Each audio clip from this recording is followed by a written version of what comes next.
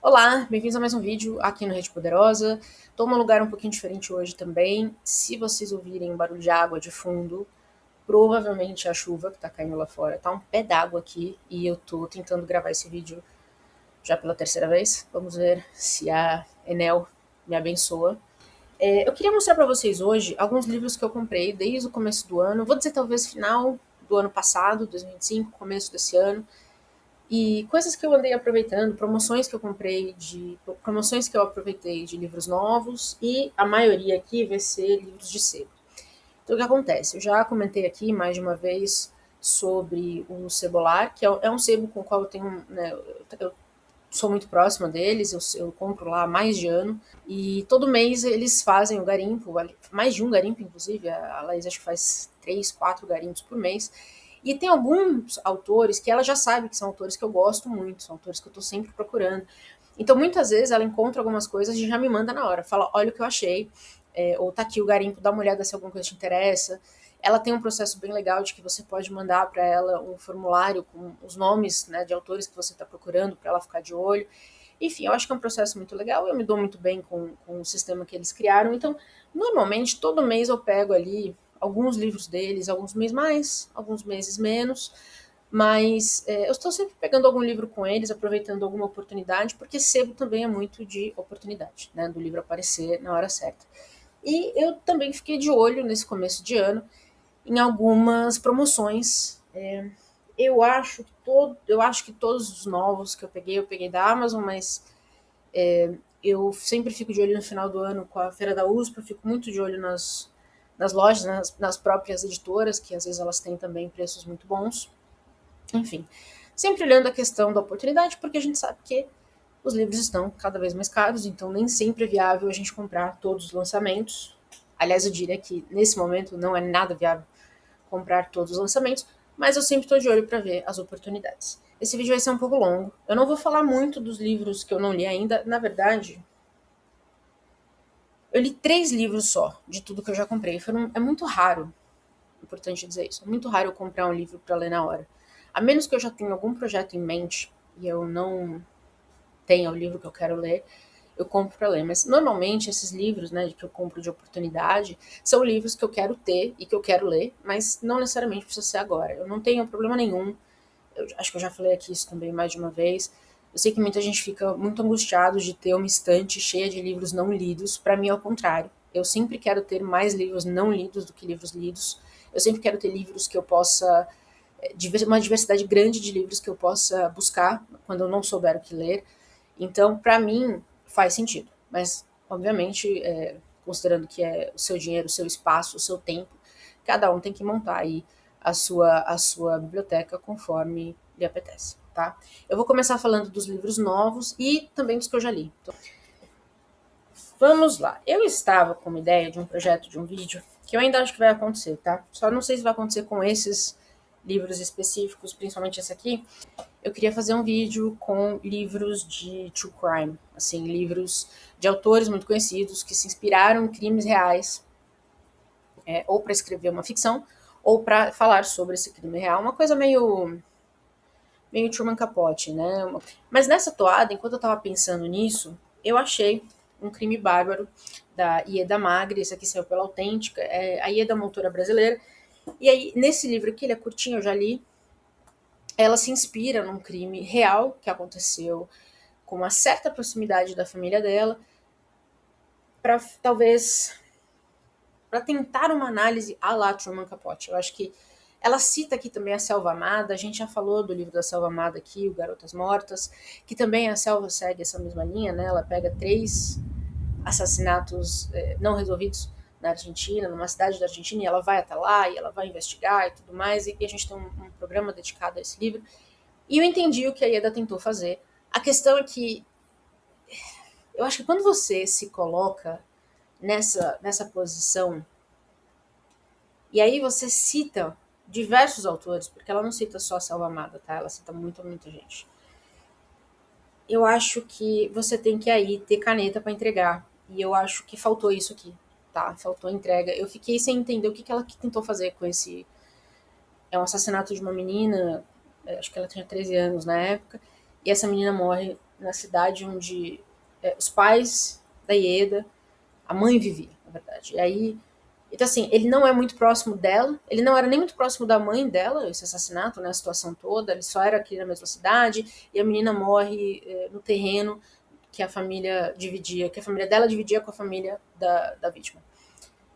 É muito tangencial, sabe, a coisa toda. E ela não consegue ir na profundidade do que é uma menina de 13 anos ser assassinada e ninguém da cidade se dignar a pesquisar o que está acontecendo, sabe? Eu acho que faltou aqui essa. Ainda mais, enfim, eu lendo isso em 2026, em que o Brasil tem batido recordes de feminicídios, em que todo dia você abre as matérias assim e é só desgraça contra mulheres, principalmente. Tinha muita coisa pra gente conversar sobre esse assassinato, que foi lá nos anos 80. Mas eu acho que faltou aqui. E assim, eu nunca li nada da Ieda Magri, foi a minha primeira experiência. Nesse livro, eu posso dizer, eu acho que faltou caneta para conectar as coisas e talvez ter uma conversa um pouco maior, que eu acho que é o que ela tentou fazer, mas para mim não funcionou, tá? Então, enfim, comprei ali e é isso. E aí também falando de crimes reais e autores que se inspiraram em crimes reais, eu li O Adversário do Emmanuel Carrère. Eu tenho outros livros do Carrère aqui. E ainda assim, eu comprei e li esse assim que chegou. Então, então para vocês verem que realmente eu compro um livro e a hora que for a hora de ler, eu leio. Eu não preciso. Ah, eu já tenho mais 3 livros dele na estante, preciso ler eles antes. Eu não tenho nada disso, tá? Então eu já peguei e li. E esse aqui é um caso muito bizarro e aparentemente muito famoso na França. De um belo dia, um homem acorda, mata a esposa, os filhos e os pais. E presume-se que ele também tenta se matar. Ele bota fogo na casa. Só que ele acaba sendo salvo antes de da casa, né, vir abaixo. E aí, à medida que as pessoas vão começando a investigar, porque é muito bizarro, né? Os pais dele morreram com um tiro na cabeça cada um. Os filhos e a esposa, parece que quando foram examinar os corpos, eles também tinham tomado um tiro, então não foi o fogo que matou eles. E ele era, teoricamente, o último vivo, que não tinha tomado um tiro. Então a história toda é muito estranha. Mas quanto mais você investiga, mais estranha ela fica. Porque esse cara, à primeira vista, ele era assim, um grande pilar da sociedade, um médico, um cara que trabalhava na ONU, super conhecido, super amigável, um pouco fechado do ponto de vista da vida pessoal dele, mas até aí. E aí, quando começam a puxar o fio, percebe-se que nada parece ser verdade. Era tudo uma falcatrua sem fim do querido que vivia uma vida todinha de mentira. E aí não tem como terminar, né? Você tem que matar todo mundo que tá envolvido nisso. E foi o que ele tentou fazer. E o Carré, na verdade, ele troca correspondências com o assassino. Porque ele quer tentar entender como que uma pessoa chega a esse ponto. Como que uma pessoa que teoricamente é tão estudada, é tão inteligente, como que uma pessoa passa a viver uma vida de mentira, né? A ponto de você matar as outras pessoas ao seu redor seja a única forma de sair disso. Então ele coloca aqui as cartas que ele troca com o assassino e ele mesmo diz que ele tem muita dificuldade de entender. O Carré fala que ele tem muita dificuldade de entender e de conseguir até talvez de fazer as perguntas certas, né? Porque é muito fácil você chegar por que você matou, mas a gente sabe por quê. Então o Carré ele escreve um livro, é um livro curtinho também. Eu devorei esse livro, li um dia, não conseguia parar de ler. Eu peguei num sábado de manhã. Ele chegou na sexta, sábado de manhã eu peguei e li até acabar. Eu não conseguia parar de ler.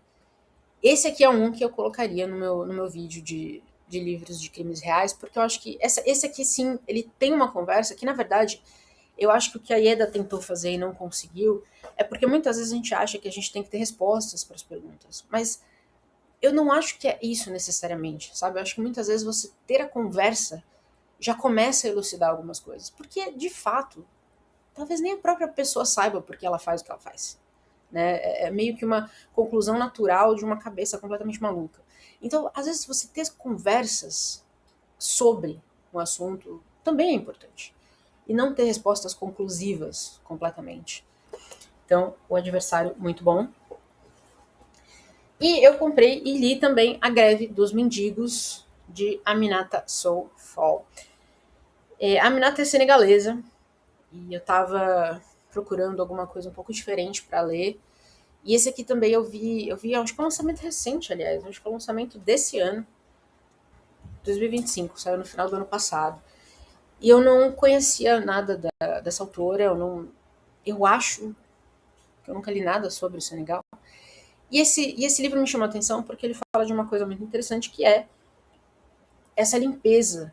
Eu moro em São Paulo e a gente vê muito essa conversa em São Paulo, né? Da limpeza dos mendigos da rua, que você faz com essas pessoas que estão em situação de rua. A gente tem aqui perto alguns prédios da prefeitura que apoiam essas pessoas e a gente vê muitas vezes as filas enormes, as pessoas ali em volta. Então aqui o que acontece é que a gente tem o diretor de saúde pública da cidade, acho que é em Dakar, e ele recebe a incumbência de limpar a cidade, tirar todos os pedintes da cidade, porque isso está atrapalhando o turismo. Ninguém quer ir para uma cidade em que em cada farol você tem um monte de gente pedindo dinheiro, que você não consegue sentar para comer no restaurante, que você não consegue fazer nada. Né? Então o governador ele fala, olha, limpe a cidade e você vai ter uma carreira longa, uma carreira política longa, que é isso que ele quer. Então ele monta todo um esquema para levar todos os mendigos que estão ali no centro da cidade para uma cidade mais de hora longe, para que eles não possam voltar. Então, um lugar que não é muito fácil acesso, para que eles não possam voltar. Os mendigos todos parecem se conhecer, e quando eles chegam naquele lugar, né, naquela casa onde eles estão, eles se organizam, porque eles começam a perceber que tem outra questão aqui que é importante. Essa questão da caridade tem um peso muito forte na religião, né? O Senegal, se eu não me engano, o Senegal é o único país muçulmano da África, ou um dos poucos países muçulmanos da África. E essa questão da caridade é muito importante, principalmente quando você quer alguma coisa, quando você pede alguma coisa para lá, você precisa também dar alguma coisa. Então, fazer caridade é muito bem visto. E mais ainda, quanto mais dinheiro você tem, mais caridade espera-se que você faça. Então, a Minata conta que existe esse monte de gente que vive de pedir dinheiro, porque existe um monte de gente que vive dessa ilusão da caridade. Porque os mendigos decidem o seguinte: já que trouxeram todos nós para esta casa aqui afastada da cidade, a gente vai ficar aqui. Então a gente não vai mais para a cidade. O que acontece? Os ricos começam a ir até a casa para poderem doar dinheiro, porque quando eles precisam, eles chamam os feiticeiros, né? Isso também é muito forte aqui, ou seja, existe esse paradoxo da religião, mas também existe a questão da feitiçaria, né? De você fazer, olha, mate um boi, divida o boi, entregue os bois, enfim, alimente a população. Então, esse paradoxo ainda existe aqui. E sem os mendigos para receber essas coisas todas, nada, nenhuma das bênçãos, entre aspas, se concretiza.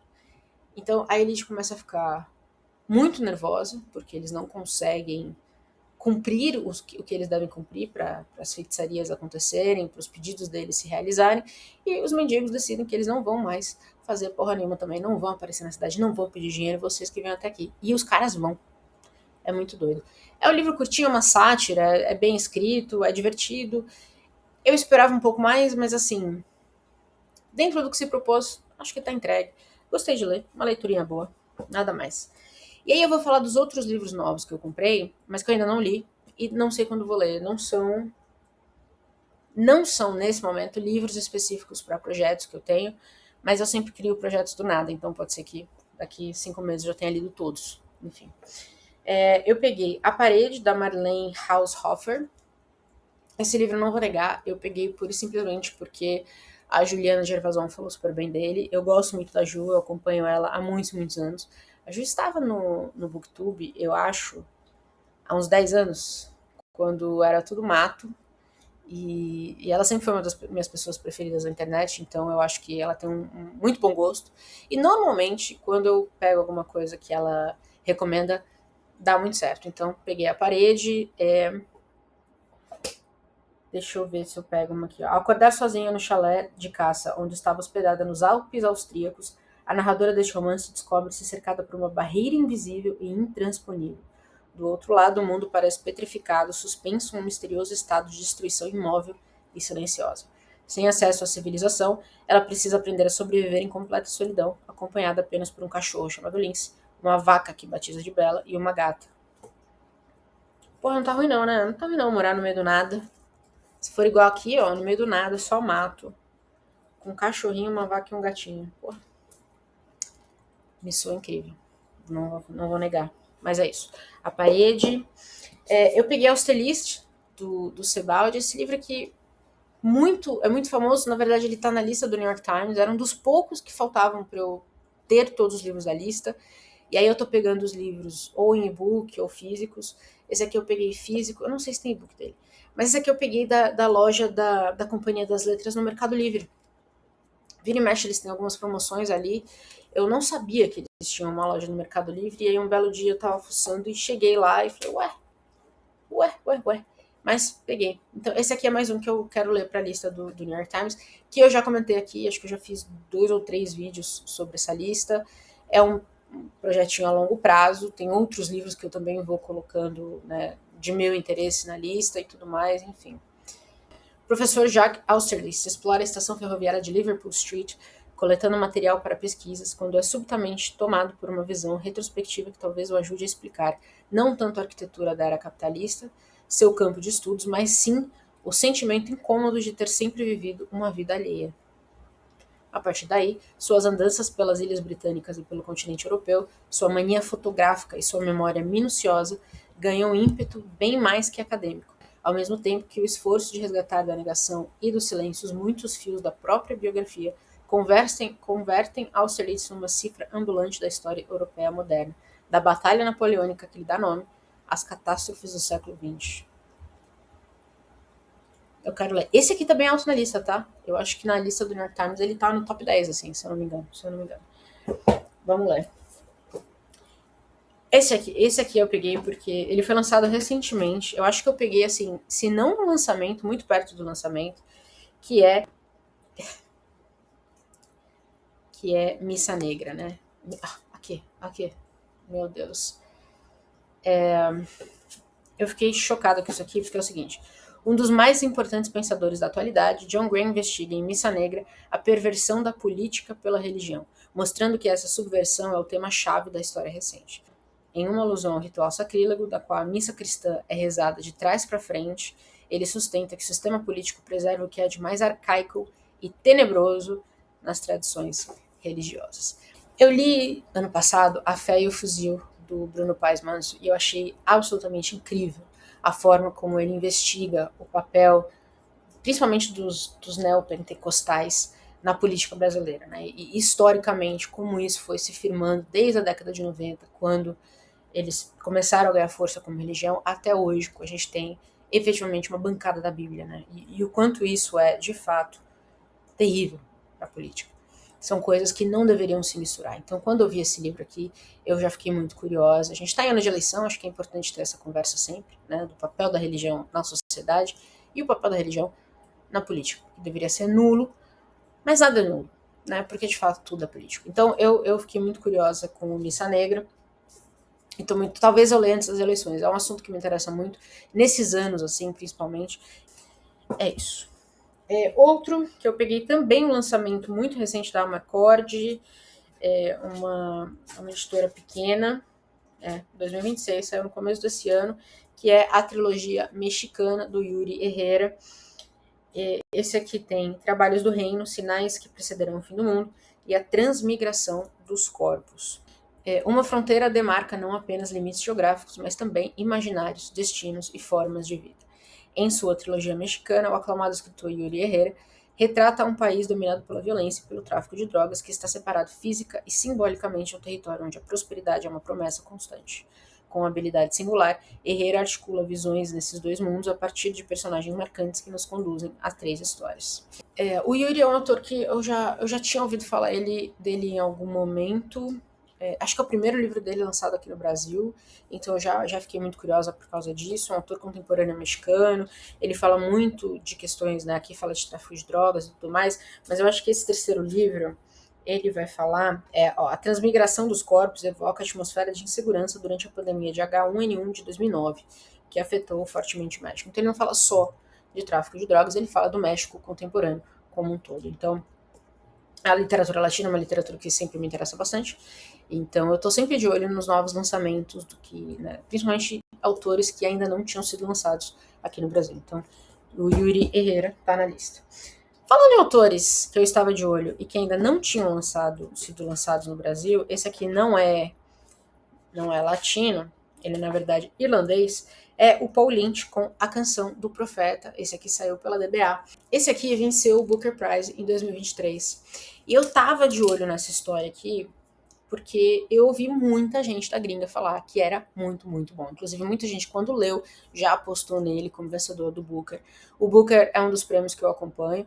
Não são todos os prêmios internacionais que me interessam. O Booker tende a ser um que eu gosto bastante dos resultados. Ao atender a porta em uma noite escura, Eilish vê o marido, Larry, ser intimado para um interrogatório por membros da recém-formada Polícia Secreta do governo federal. O episódio se revela o início de uma noite mais longa e mais escura. Larry, vice-secretário-geral do Sindicato de Professores, não volta para casa, e o totalitarismo na Irlanda avança, gerando uma resposta de grupos rebeldes que desencadeia uma guerra civil. Eilish tenta proteger a família entre a esperança do retorno à normalidade e a possibilidade de ir embora do país, com implicações definitivas. É uma ficção, né? Não fala de ira especificamente, eu acho, do livro, mas fala sobre essa questão de governos totalitários, de rebeldes que lutam, né, para derrubar esse governo e tudo mais. Então, eu percebi que eu li muito pouco sobre a história da Irlanda, e eu já li muito pouco de autores irlandeses. Então, como ele já estava na minha lista, assim que saiu aqui no Brasil, eu já peguei o Paul Lynch. Bom, aí eu falei, desde o começo do ano que a gente está falando isso, Caio também, a gente está comentando muito sobre os anúncios da Aleph, a gente está acompanhando muito o que a Aleph está fazendo. Esse ano, a Aleph promete muita coisa incrível. E aí, acho que foi em fevereiro, se eu não me engano. Janeiro, veio, a segunda-feira começa no sábado, dos irmãos Arkady e Boris Strugatsky aqui.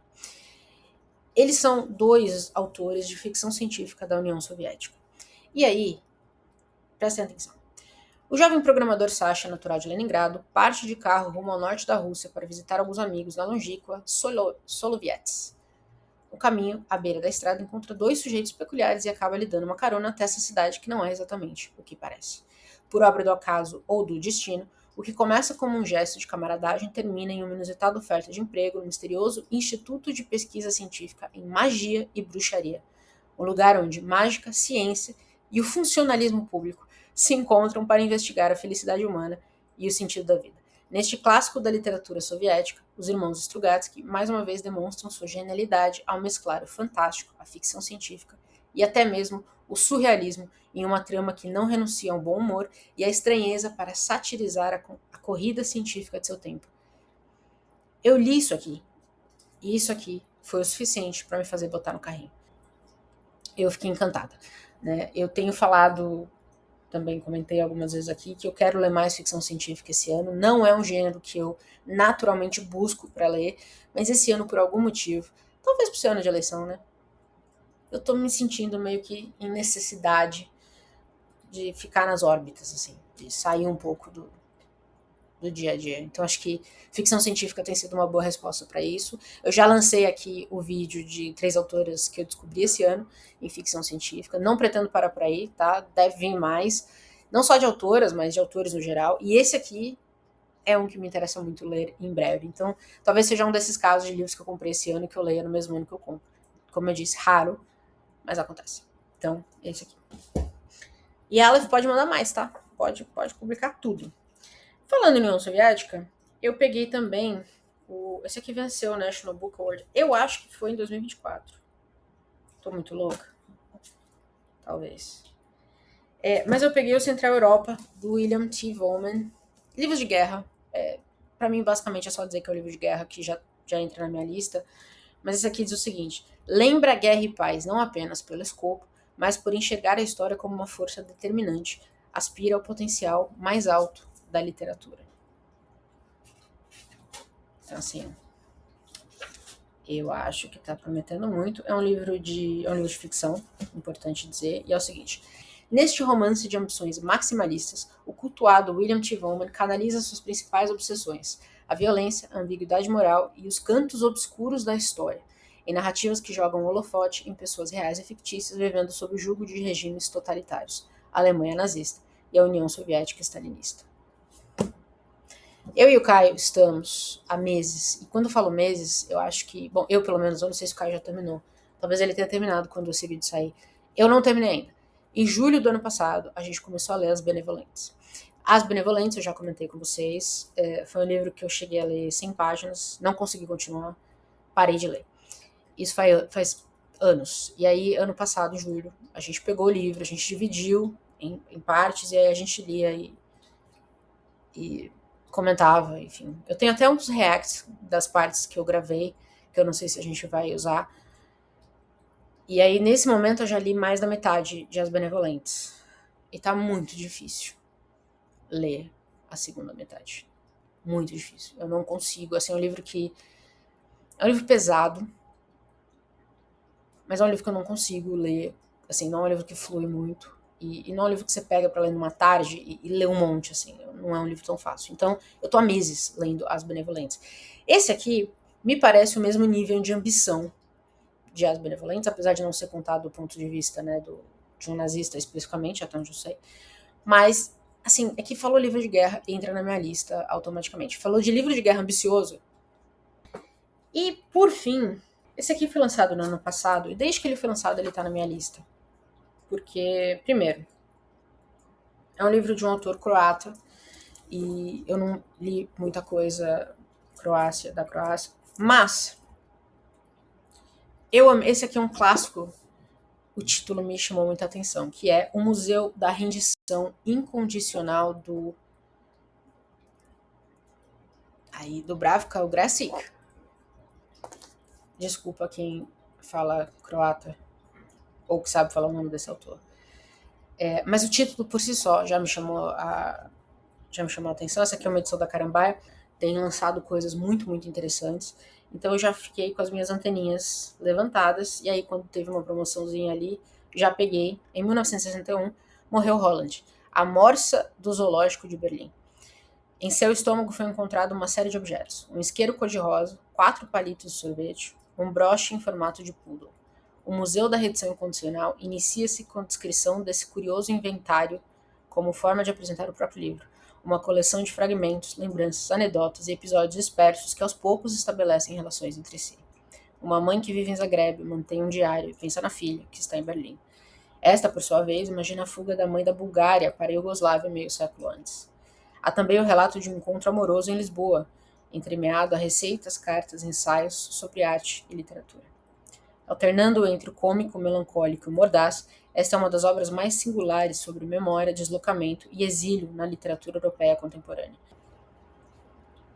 Assim, eu gostei... Você vê que é uma coisa bizarra, porque assim, eu não sei sobre o que é o livro ainda, né? Apesar disso aqui tudo, eu amei o título, eu adoro que é uma literatura croata contemporânea que eu não conheço, então isso é uma coisa que me chama sempre muita atenção. Mas tá aqui, eventualmente eu vou ler. Quando? Não me perguntem. Esses são os livros novos. E aí agora eu quero mostrar para vocês os livros do sebo que eu comprei, que são mais do que os livros novos, então tenham paciência. Como eu disse, este vídeo vai ser louco. Mas é isso. Vamos lá. Eu peguei um Louis Ferdinand Céline, peguei Norte. Esse livro aqui eu acho que não tem edição nova dele, acho eu. Essa daqui é uma edição da Nova Fronteira, de 85. E é o seguinte: espírito atormentado e contraditório, Louis Ferdinand Céline é um desses escritores insubmissos que não perdoam a realidade e aos homens sua estupidez fundamental e sua falta de sentido. Comprei. Né? É isso. Seus livros revolucionaram a literatura francesa ao introduzirem a frase curta e truncada, não raro incoerente, recurso expressivo que procurava reproduzir a fala popular. Em Norte, romance fortemente autobiográfico, o autor narra parte de uma jornada inglória que empreendeu através de uma Alemanha em chamas, nos estertores da Segunda Guerra Mundial. O Céline tem outro livro muito famoso dele que chama Guerra, se eu não me engano, em que ele também fala um pouco sobre as experiências da Segunda Guerra. Então, como mesma situação de Central Europa, né? Livros de guerra sempre me interessam muito. Guerra, aliás, é o único tema que eu tenho na minha estante, separado de todo o resto. Assim. Eu tenho prateleiras específicas para livros de guerra. Não ficção e ficção. Então, falando de livros de guerra, eu pego. Basicamente é isso. Bom, o autor que eu coloquei na minha lista de Nunca Te Li, Sempre Te Amei, e desde então, né, faz mais de ano que eu tô juntando obras dele. Tem muita coisa dele traduzida aqui no Brasil, mas nas antigas, né? Não tem coisa recente traduzida dele. Mas eu tô aos poucos fazendo a minha coleção, que é o John Updike. Então eu tenho O Coelho Está Rico e Memórias em Branco. A série do Coelho, acho que é a série mais famosa dele, eu tô montando ainda, eu não tenho a série completa. Essa edição aqui é de 82. E Memórias em Branco é um livro de. É um livro de crônica. Acompanha a trajetória de Alfred Clayton, que entra um casamento em crise, uma amante ideal, um livro inacabado, espelha as esperanças, perplexidades e desilusões de toda uma geração. Aí aqui ele tá, crônica inteligente saborosíssima do período de 74 a 77. Esse aqui é uma edição de 95. Comentei, né, sobre literatura irlandesa, que eu conheço muito pouco. O Rod Doyle é um autor que vira e mexe quando você pesquisa sobre literatura irlandesa, ele aparece. Paddy Clark Hahaha é um livro muito conhecido da literatura irlandesa, conta a vida de um menino, o Paddy Clark, acho que é o nome dele, a vida de um garoto dublinense, mas poderia ser de qualquer lugar. Os heróis não são sempre os mesmos. Dotado de incrível imaginação e narrada com precisão cirúrgica por ele mesmo, enquanto vemos se formar ao longo das páginas a magistral e imprevisível tempestade final. Ele foi vencedor do Booker com esse livro de 93. Então é isso. Comentei, o Booker eu adoro, literatura irlandesa me interessa, então meio que tudo casa aqui. É isso. O que mais, hein? Vamos falar de literatura. Esse aqui é um que, ó, ele tava novinho, na verdade. Ele veio com defeitinho de aqui só, mas fora isso ele tá ótimo, ele tá novo. Que é Uma Outra Juventude e Dayan, do Mircea Eliade. Que também é um livro que fala de Segunda Guerra Mundial. Então, às vésperas da Segunda Guerra Mundial, um professor que dedicou sua vida à elaboração de uma obra infinita, a qual pretende elucidar a origem de todas as línguas e de todas as formas do conhecimento, é atingido por um raio, enquanto espera atravessar a rua. O Mircea Eliade, ele diz aqui, ó, Mircea Eliade, o mais célebre estudioso de história das religiões do século XX. Combina noções de física contemporânea com mitos e lendas das antigas civilizações e a exploração de estados alterados da consciência e todos os ingredientes de uma trama de espionagem. Me parece um livro muito maluco, que é bem o tipo de coisa que me interessa, não vou negar. Então, Uma Outra Juventude, novela que inspirou o filme Youth Without Youth, do Coppola, de 2007. Por que eu nem sabia disso aqui? Olha lá, descobrindo agora. Maravilhoso. Enfim, é da editora 34. O Mircea Romeno, então, literatura romena também é uma literatura que eu tenho um pouco na minha estante, mas eu tô de olho nesse livro já faz um tempo. E aí entrou no sebo e eu peguei. Como eu disse, tá com defeitinho aqui no canto, mas nada que impeça a leitura, então pra mim tá valendo. Do Sandor Marai, eu já li As Brasas e eu gostei bastante. E aí eu peguei o De Verdade também no sebo. Escrito ao longo de 4 décadas e na voz de 4 narradores, De Verdade disseca os conflitos do amor e do casamento, além de revelar os bastidores da burguesia decadente da Europa Central entre as duas grandes guerras. Demarcando com agudeza a fronteira intransponível que separa as classes sociais, o romance reabre as cicatrizes de uma capital agonizante, sitiada pelas tropas comunistas. O Marai é um baita do escritor, eu gostei muito de As Brasas, então quando esse aqui entrou no sebo ali, eu já falei pra Laís, separa pra mim, porque me interessa bastante ler mais coisas dele. E esse aqui tá em perfeito estado, hein? Tá maravilhoso. Bom, o outro livro que eu peguei, esse aqui também não é uma edição muito antiga, é de 2003, perfeito estado, é o Sefarad, do Antônio Munhoz Molina. E é o seguinte, a Odisseia dos Judeus é o núcleo desse afresco da exclusão e seus personagens centrais de carne e osso são Franz Kafka e Milena Jessenska, Walter Benjamin e Primo Levi. Mas a galeria dos retratados é mais extensa, incorporando os que se exilaram, não apenas em terras alheias, como também na própria alma, por se sentirem excluídos da sociedade, dos amigos, da saúde e do amor. Todos cruzaram a pior fronteira, como dizia Kafka, aquela que divide saúde e doença, vida e morte.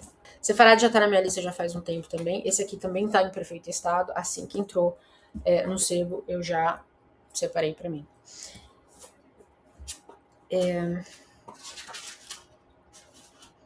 Eu peguei também As Viúvas das Quintas-Feiras, da Cláudia Pinheiro. A Pinheiro, eu li um livro dela, eu li Tua, do ano passado. Achei bom, ela é uma autora muito famosa na Argentina. Ao que parece, ela escreve... Olha, tem um blurb aqui do Saramago. Um romance ágil, uma análise implacável de um microcosmo social em acelerado processo de decadência. A Argentina, né? Enfim, a Pinheiro é muito famosa na Argentina. Autoras argentinas, principalmente argentinas, mas autoras latinas contemporâneas têm sido aí uma dose muito boa de leitura, então quem tem interesse nisso, eu recomendo a Cláudia Pinheiro. O Tua foi um bom livro, não foi incrível, mas foi bom. E aí eu tava com outros livros dela, tenho já alguns outros livros dela na estante não, na lista de desejados, e esse aqui foi o primeiro que apareceu no sebo, então eu já peguei. Altos de la Cascada é um condomínio fechado, reservado apenas a algumas famílias. Separado por grades da periferia empobrecida de Buenos Aires, nele a vida segue como se nada do mal pudesse acontecer. As donas de casa se preocupam em manter a piscina e o jardim impecáveis, enquanto os homens fecham grandes negócios em partidas de tênis. Do lado de fora, no entanto, a Argentina passa por uma crise econômica e muitos desses poderosos pais de família estão prestes a perder seus empregos. Caraca, 2007 o livro. E internamente, as frágeis relações entre os moradores começam a ruir. Cláudia Pinheiro descreve com precisão a ironia o lado obscuro de uma sociedade que não existe só na Argentina, mas em muitos outros países latino-americanos, inclusive no Brasil atual, inclusive a Argentina atual, né? Enfim, muito bom. Leremos mais Cláudia Pinheiro. Eu tenho aqui também... me recomendaram esse autor, porque eu gosto muito do Ken Follett, e falaram que o Delfonso Falcones escreve algo muito similar, né, de romance histórico, e esse aqui é uma série de episódios passados na Espanha do século XVIII, presididos pela intolerância, pelo ódio e pelo preconceito. E aí ele faz mais ou menos como o Ken Follett, né? Ele cria personagens que vão contar pra gente a história daquela época. Pena que folhas brancas, né? Deveria ser legal. Peguei a biografia da Maria Antonieta, páginas brancas também, Dona Record, péssimo, da Antônia Fraser. A Antônia Fraser é uma historiadora que eu gosto bastante e vem muito bem recomendada. Tem muita coisa dela, principalmente sobre... ela tem um livro que chama, acho que As 6 Esposas do Henrique VIII, se eu não me engano. E é muito, muito bem recomendado. Eu não acho... eu acho que ele foi traduzido, mas eu ainda não achei para comprar, mas eu tenho muita curiosidade de ler. Esse aqui é de 2006 e é a biografia da Maria Antonieta, como você pode ver. Livro que deu origem ao filme de Sofia Coppola. E aí tá aqui. Peguei um Cadaré. Também eu tenho vários livros do Cadaré também pego nessas edições mais antigas. Essa aqui é de 93, O Palácio dos Sonhos. Publicado em 81. Narra a história de um homem cuja missão consiste em controlar, cadastrar e interpretar os sonhos, no intuito de detectar eventuais premonições quanto ao futuro do Império. Centro do Reino das Trevas, o Tabir Saraj, Palácio dos Sonhos, é o sofisticado arquétipo dessas polícias de consciência encarregada da perpetuação das tiranias, das mais antigas, aquelas das quais nossa época viu desabrochar, e o refinamento supremos. Cadaré tem sempre umas ideias muito doidas, né? Então, esse aqui me soa muito bem. Veremos. Falando em ideias doidas, eu peguei o Relatório Secreto do Grupo 17, um livro de ficção científica da Segunda Guerra Mundial. Eu li Os Meninos do Brasil, do Ira Levin, já faz alguns anos, e eu gostei bastante. Eu gosto muito da ficção científica quando ela traz coisas da realidade. E essa coisa de misturar ficção científica com guerras que a gente conhece tão bem, eu acho que normalmente dá um resultado positivo. Um cientista nazista a serviço dos russos descobre substâncias que anulam a vontade humana. Eu gostei muito da premissa. Vamos ver. Essa aqui é uma edição de... Não tenho ideia, hein? Não sei. 72, talvez. 72, talvez. Essa saiu por uma editora que não existe mais. Que é a Nova Época Editorial Limitada, de São Paulo. Do Roberto C. O'Brien. Esse aqui eu não conhecia. Ela garimpou me mandou para ver o que eu achava. Eu falei, pode botar na caixa, porque me interessou bastante. Uma autora que está na minha lista, que é o seguinte, que está na minha lista já faz um tempo, é a Dulce Maria Cardoso. Esse aqui é O Retorno. Foi o livro do ano em Portugal, em 2011. Recebeu prêmios e tudo mais. Mas esse livro me chama a atenção porque ele fala sobre a Revolução dos Cravos e as colônias portuguesas, né, na década de 70. Em 1975, um ano após a Revolução dos Cravos, Portugal perde as suas colônias. Em poucos meses, o país recebe mais de 500 mil de retornados que, de uma hora para outra, precisam abandonar suas casas. É nesse contexto que conhecemos a história do narrador, Rui, um adolescente nascido em Luanda. Eu já falei aqui várias vezes o quanto eu gosto de histórias de imigração, e essa aqui é o contrário, né? É um português que nasceu em Luanda e volta para casa. Então, como que é essa readaptação de alguém que talvez não conhecia Portugal? E eu fiquei muito curiosa, então peguei o retorno. E, por fim, esse aqui é um que eu peguei porque o Caio falou desse autor, e aí a gente fez o vídeo, acho que o vídeo saiu, e 1, 2 semanas depois a Laís achou esse aqui no garimpo, que é Os Irmãos Tanner, do Robert Walser. Esse aqui eu acho que o Caio comentou do Walser como um autor suíço para os nossos, quando a gente estava pesquisando livros para a Copa. Se eu não me engano foi isso. E aí, quando eu vi o Walser lá, eu falei, pode pegar, né? Essa aqui é uma edição de 2017, mas o livro original foi publicado em 1907. E a Susan Sontag diz, as virtudes de Walser são aquelas da arte mais madura, mais civilizada.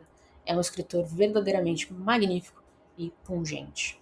Nada mal. O Caio falou que é bom, vamos ver. A gente vai descobrir. Os Irmãos Tanner. Eu acho que ele comenta especificamente outro livro do autor, mas esse aqui foi o que eu encontrei até agora, então tá aqui na minha lista.